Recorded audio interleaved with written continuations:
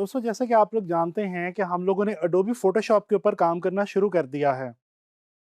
हम लोगों ने अभी तक अडोबी फोटोशॉप का मेन इंटरफेस देख लिया है और उसके अलावा हमने न्यू डॉक्यूमेंट की सेटिंग्स लेनी भी फोटोशॉप के अंदर सीख ली हैं।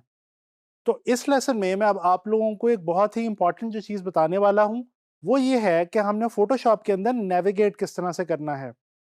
दोस्तों आपको याद होगा कि जब मैंने आपको इलस्ट्रेटर सिखाना शुरू किया था, तो उस वक्त भी मैंने आपको बताया था कि हम इलस्ट्रेटर के अंदर नेविगेट किस तरह से करते हैं। तो अब वही चीज़ मैं आपको अडोबी फ़ोटोशॉप के हवाले से सिखाने जा रहा हूँ। तो चलें चलते हैं अडोबी फ़ोटोशॉप की तरफ।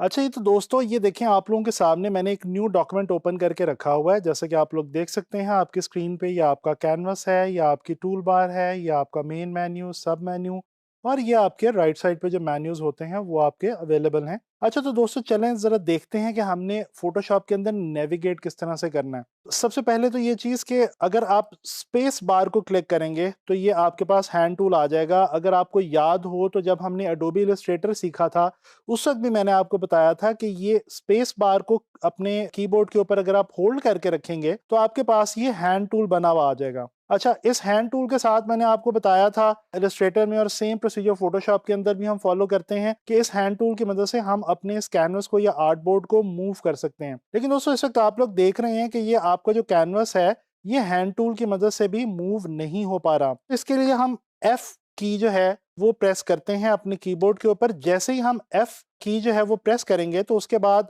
जब हम स्पेस बार को होल्ड करेंगे तो ये देखें, अब ये जो हमारा कैनवस है ये इजीली मूवेबल हो गया है, और अब हम अपने पूरी स्क्रीन के ऊपर अपने इस कैनवस को किसी भी जगह पे लेके जा सकते हैं, इजीली मूव कर सकते हैं। दोस्तों एक बार और अगर आप एफ प्रेस करेंगे तो ये आप देख सकते हैं कि ये आपकी स्क्रीन के ऊपर सिर्फ और सिर्फ आपका कैनवस रह गया, बाकी सारी चीज़ें जो थी वो गायब हो गई हैं। ये वाली जो मोड है ये हम लोग बेसिकली तब यूज़ करते हैं जब हम मिसाल के तौर पे कोई लेआउट बना रहे हैं या किसी फ़ोटोशॉप को ट्रीट कर रहे हैं और उसके अंदर हमें कोई भी और चीज़ नहीं चाहिए। हम सिर्फ और सिर्फ फ़ोकस करके अपनी फ़ाइल को, अपने कैनवस को ही देखना चाह रहे हैं, उस सूरत में हम इस सिचुएशन में आते हैं। अच्छा, यहाँ पे आपको मैं बता चुका हूँ कि F7 जो है, ये शॉर्ट की है लेयर पैनल की। तो अगर आप F7 को प्रेस करेंगे तो ये आपके सामने आपका जो लेयर पैनल है, ये ओपन हो जाएगा, जिसमें आप देख सकते हैं ये आपके पास लेयर्स जो हैं ये आपकी ओपन हो चुकी हैं। अब मैं वापस दोबारा प्रेस करता हूँ F को, और ये देखें हम वापस यहाँ पे आ चुके हैं। एक बार और F प्रेस किया तो ये देखें अब आपका जो कैनवस है वो मूवेबल है। अच्छा, बिल्कुल इसी तरह से जैसे इलस्ट्रेटर में हम Z प्रेस करते थे और उससे हमारे पास ज़ूम टूल आ जाता था, और हम ज़ूम इन और ज़ूम आउट कर सकते थे। प्लस के साइन के साथ हम ज़ूम इन करेंगे, और अगर हमने ज़ूम आउट करना है तो हम ऑल्ट की जो है वो होल्ड करेंगे, और फिर जैसे ही हम माउस के साथ क्लिक करते जाएंगे तो ये जो हमारा डॉक्यूमेंट है ये ज़ूम आउट होता जाएगा। दोस्तों ये भी चीज़ जिस तरह से इलस्ट्रेटर में थी, बिल्कुल इसी तरह से फोटोशॉप में है। अच्छा, जब हम ज़ूम के अंदर जाते हैं तो ये देखिए कि यहाँ पे 2-3 ऑप्शंस आपके पास आती हैं। 100%, यानी अगर आप 100% ज़ूम करना चाहते हैं। फिट स्क्रीन, यानी कि अगर आप चाहते हैं कि जो आपका कैनवस है ये जो आपके स्क्रीन के ऊपर फिट हो जाए। और फिल स्क्रीन, अगर आप चाहते हैं कि ये जो आपका कैनवस है ये आपकी स्क्रीन को फिल कर ले। तो ये भी 2-3 ऑप्शंस हैं यहाँ पे। अच्छा, ये वी प्रेस करके हमारे पास ये आता है जी मूव टूल, जो कि हमारे आप देख सकते हैं हमारी जो टूल बार है उसके अंदर हमारा पहला टूल है। जिस तरह से इलस्ट्रेटर में हमारे पास सिलेक्शन टूल होता था और ये ज़ूम वगैरह करते हुए हम लोग बार-बार सिलेक्शन टूल की तरफ जाते थे, बिल्कुल उसी तरह से फ़ोटोशॉप में हम मूव टूल की तरफ जाते हैं। तो ये आपने देख लिया कि हम लोगों ने ज़ूम इन किस तरह से किया, ज़ूम आउट किस तरह से किया।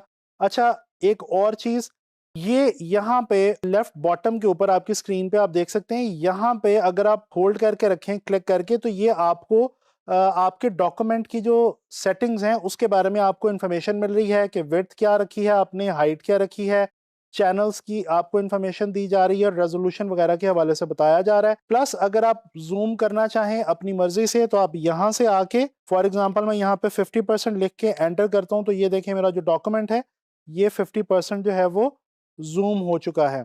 तो यहाँ से आप ज़ूम की जो वैल्यू है वो परसेंटेज में खुद भी सेट कर सकते हैं। इसके अलावा मैं आपको बता चुका हूँ कि अगर आपको कोई भी आपकी चीज़ ना मिले, आपकी यानी कि मेन्यू कोई भी बटन आपको नहीं मिल रहा, तो just go to window, window menu में आप जाएँगे और यहाँ पे आपको आपके तमाम रिक्वायर्ड जो चीज़ें हैं, जो बटन्स हैं, जो मेन्यूज़ हैं वो आपको मिल जाएँगे। जैसे कि ये आपके पास लेयर्स वगैरह हैं। इसके अलावा जिस तरह इलस्ट्रेटर में कंट्रोल आर से आपका रूलर आता था, बिल्कुल इसी तरह से फोटोशॉप में भी आपका रूलर आता है। जी तो दोस्तों, आप लोगों ने देखा कि हमने फोटोशॉप के अंदर नेविगेट करना सीखा। हमने ये सीखा कि हम जूम इन जूम आउट वगैरह किस तरह से करते हैं और मूव किस तरह से करते हैं। एफ की के बारे में आपने सीखा और कुछ इंपॉर्टेंट चीज़ें फोटोशॉप के अंदर नेविगेट करने के बारे में इस लेसन में आपने सीखी। मैं उम्मीद करता हूं कि आप लोगों को इस लेसन के अंदर फोटोशॉप में नेविगेट करने के हवाले से इंफॉर्मेशन मिली होगी और समझ भी आ गई होगी।